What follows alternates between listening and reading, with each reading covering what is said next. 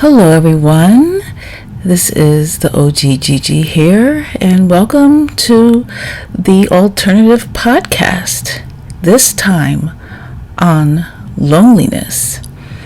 Last time we did the Alternative Podcast on identity.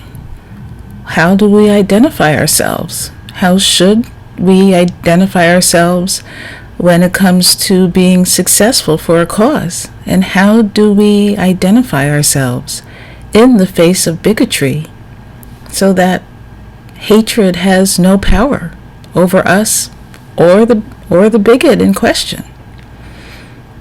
And when you think about it, whether we feel lonely or not actually is impacted by our identities, how we identify ourselves, and how dependent on social interaction are that we shape our identities. So what is loneliness? Why do we feel it? Where does it come from?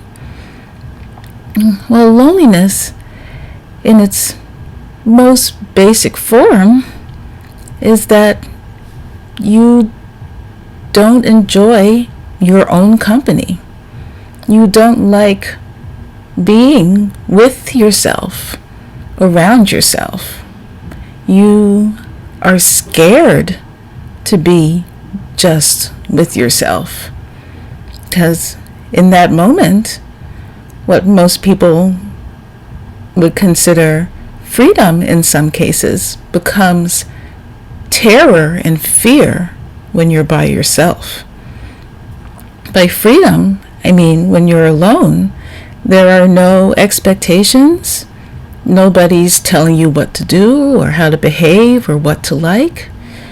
You can discover who you are, what you like, what you're good at, without being compared to other people at all. Everything, it's a sense of freedom. But when you fear being alone, then that freedom turns into loneliness, because we all want so desperately to not feel like there's nobody there for us, or nobody understands us, that we have no friends, that maybe we might die alone, that even being alone is worse than death itself. This instinctual fear of just being with ourselves in our own state is a very strong fear to break. But the rewards for overcoming that fear are endlessly beneficial to our life, to our relationships, to our communities, and the entirety of the human race. And that is why learning how to be happy when you are alone is, I like to think, the most important life lesson that there is to learn. Considering how much time we actually spend alone in our waking moments, it is hugely beneficial for us to figure out how to be happy and content and improve our well-being when we are by ourselves. Because when you're by yourself, you don't have to feel lonely. That loneliness is actually more of a choice than it is a reaction or a gut feeling. You actually, in that moment, can choose not to feel bad about being by yourself in that moment. Just like a lot of instances in life, happiness is a choice. We can choose how we react, or choose what consumes our mind, or just have it not consume us. But thankfully, we don't have to feel alone. We don't have to be lonely at all. There is a very powerful alternative.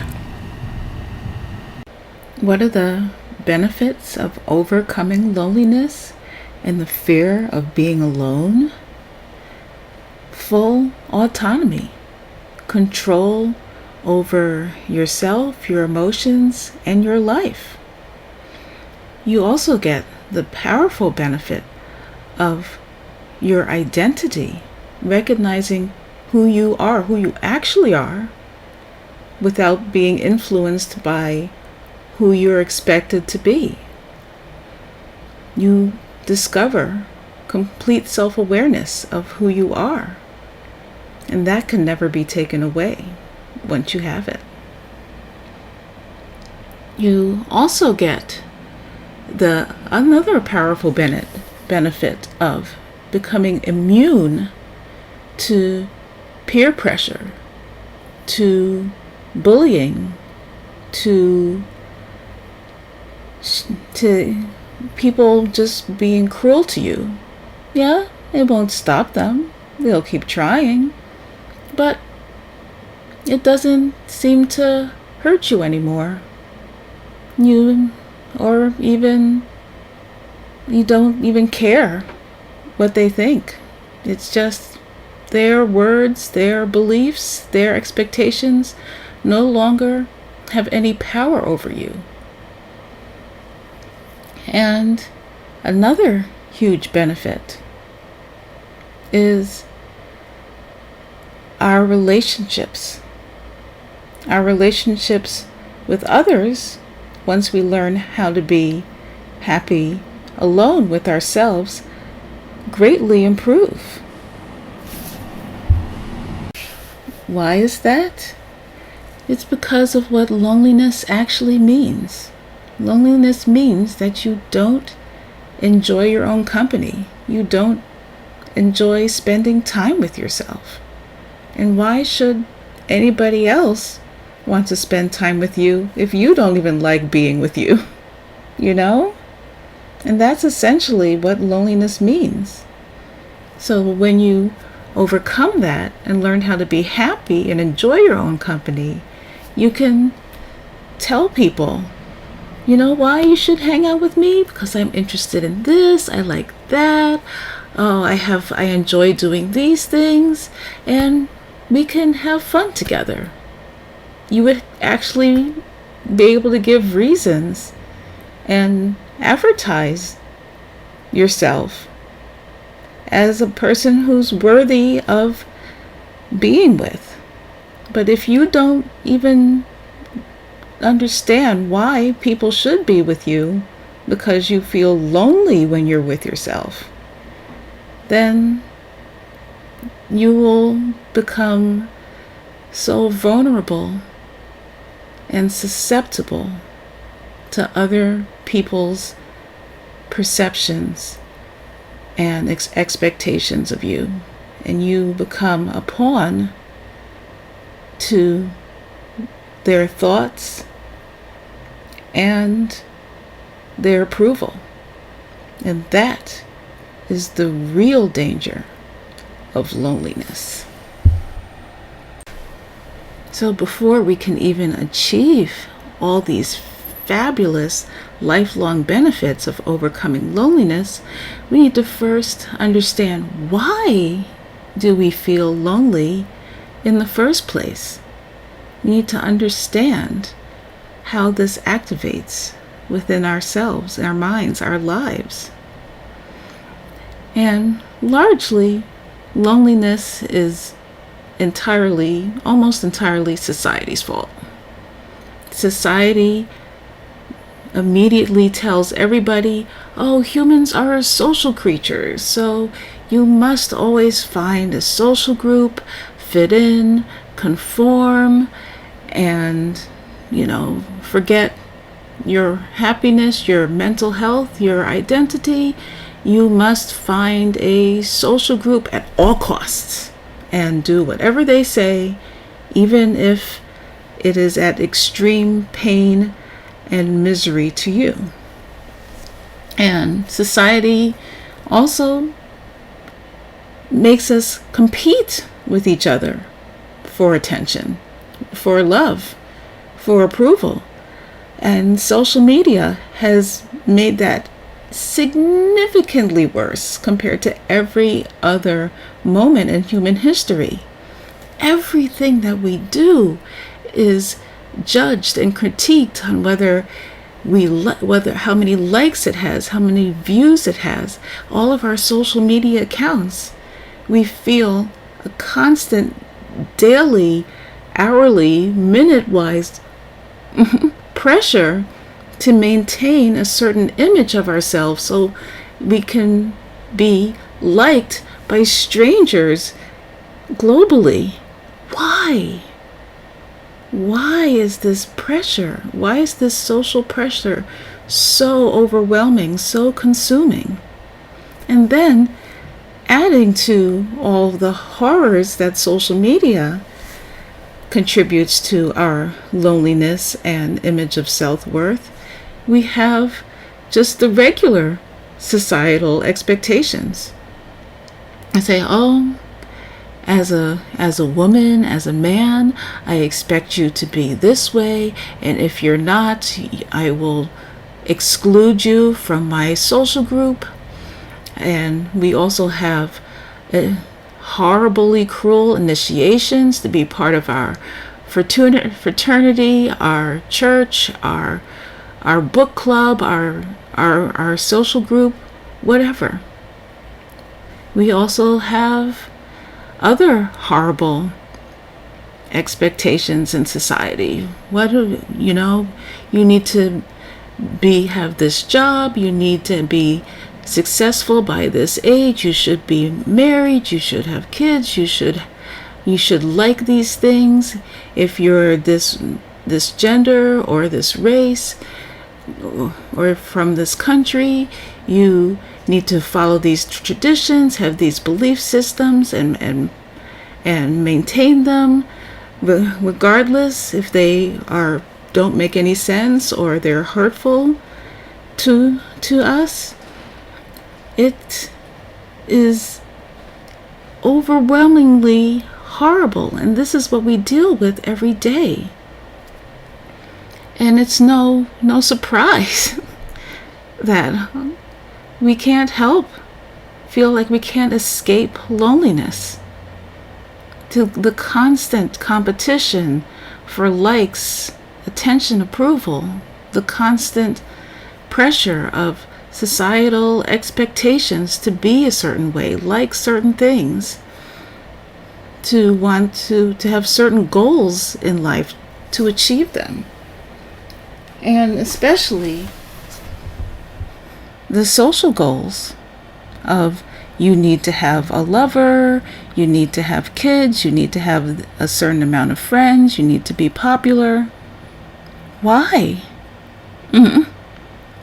Why do we allow ourselves to be bullied by this every day?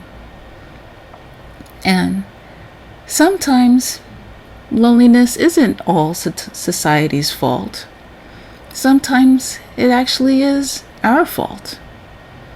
So if we're truly honest, we can admit that we have belief systems and prejudices and ways of life that really do push away people from joining our social group, our support system.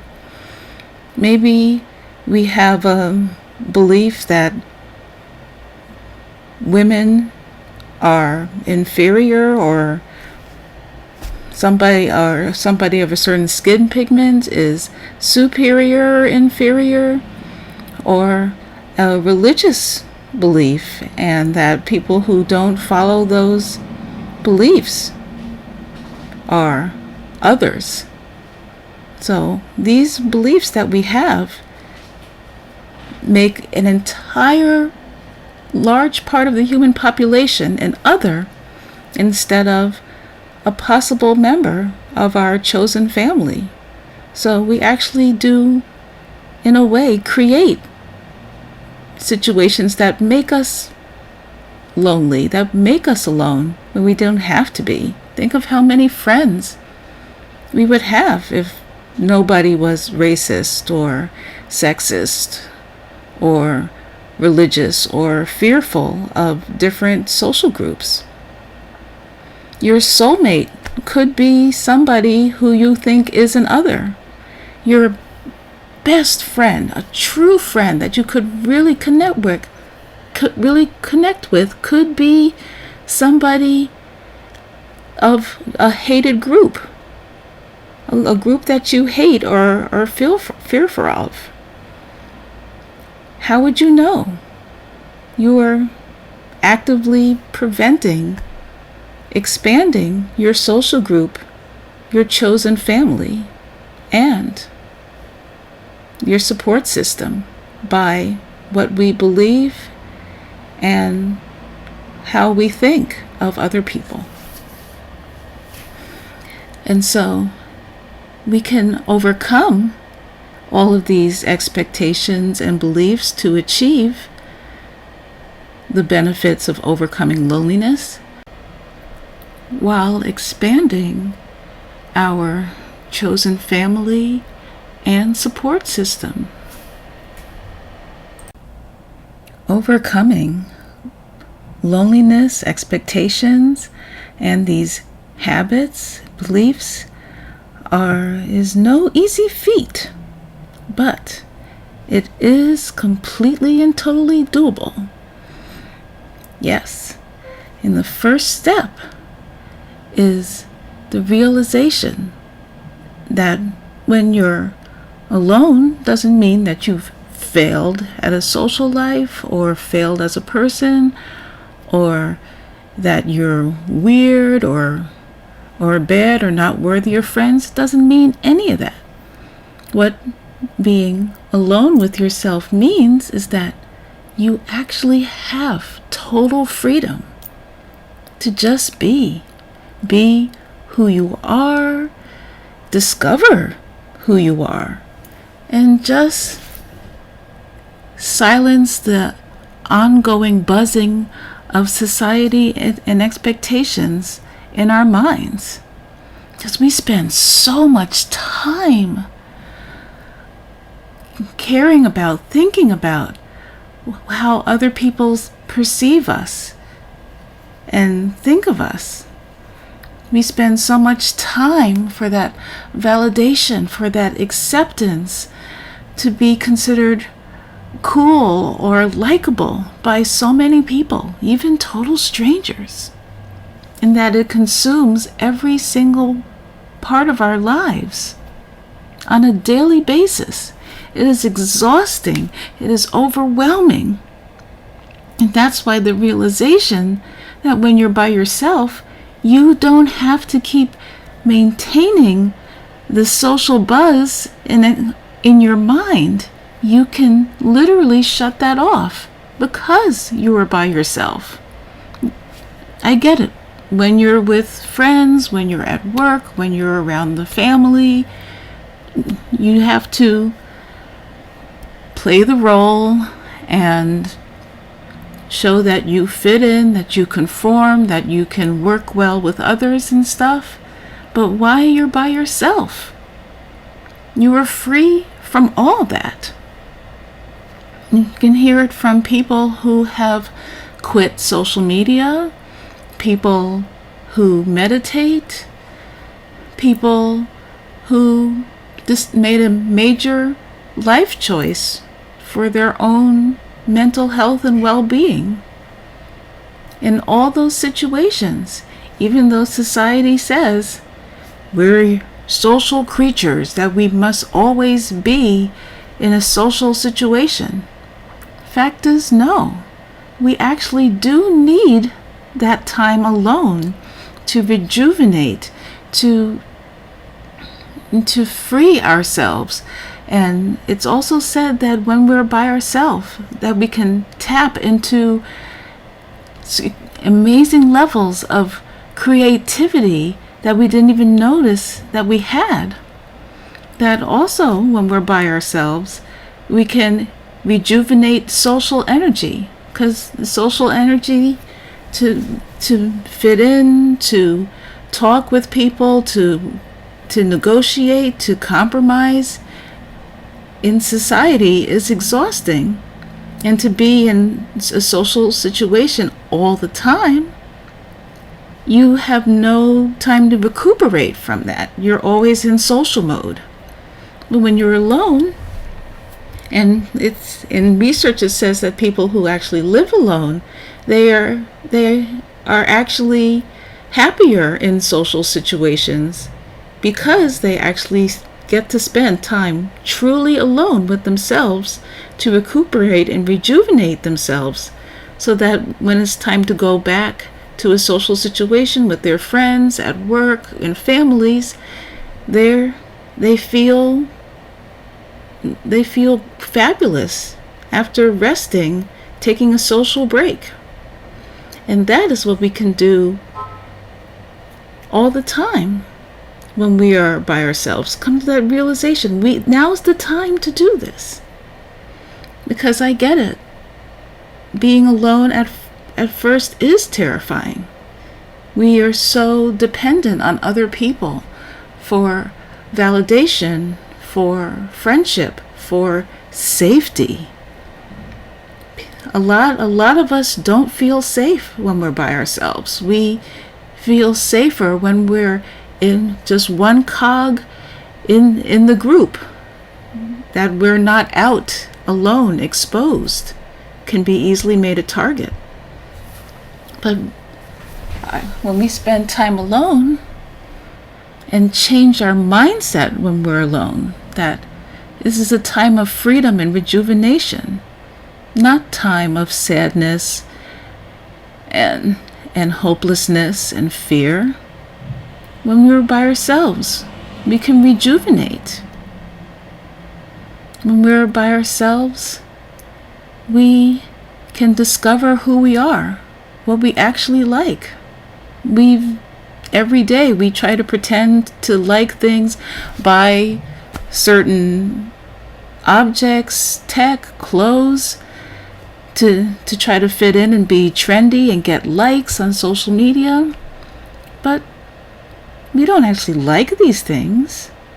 These aren't things that we actually enjoy. It's just posturing to fit in. And we can overcome that. The alternative to the social expectations is that freedom and well-being. And that's why it is so important to recognize that being by yourself isn't the end of the world. It's just the start of new beginnings and a happier, healthier, freer life.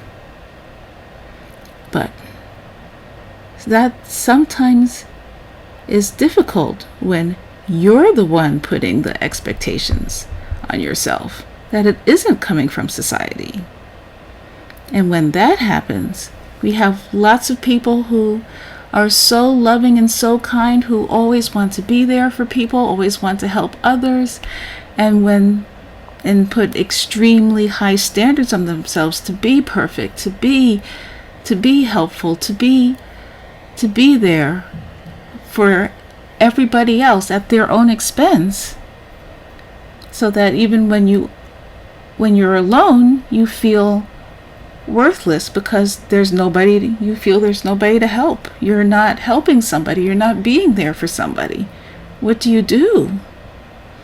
And just like with overcoming the social expectations, the alternative, you can overcome your own high expectations of yourself when you're alone.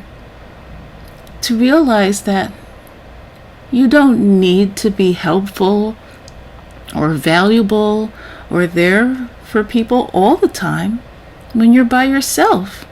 Now's the time to be that champion, that helper, that lover, that friend for you.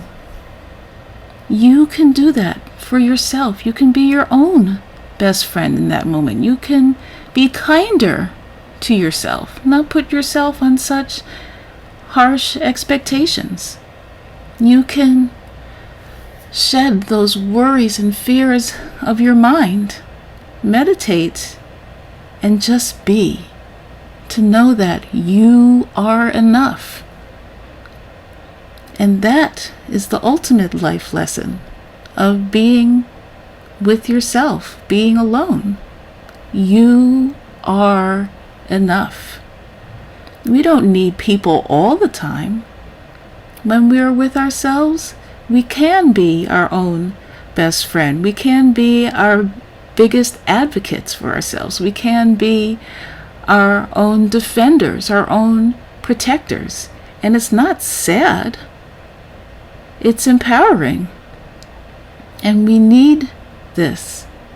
We need to realize this to truly overcome all the fears and expectations associated with being alone. You can do it. You are enough. You are worthy. You are valuable. There is no need to compare yourself to other people when you're with yourself. And that is the end of part 1 of the Alternative Podcast on Loneliness. In part 2, we will delve deeper into overcoming expectations to achieve that freedom and well-being when we're with ourselves. Because there are a lot of expectations that we need to delve through to overcome. Family expectations, religious expectations, societal expectations, gender expectations, racial expectations. There are so many. But thankfully, there is an alternative to each and every single one of those types of expectations. And we will go in depth, step by step, on how we can overcome them when we're by ourselves, so that when we have to be in the face and be in those social situations, we are prepared, we have greater inner strength to deal with it, and we are more confident and happier with ourselves so that we can have the best relationships with other people. Enjoy. I hope you enjoyed this podcast, and I will see you next time for part 2, overcoming the expectations. Have a fabulous day and stay amazing. Good luck, everybody.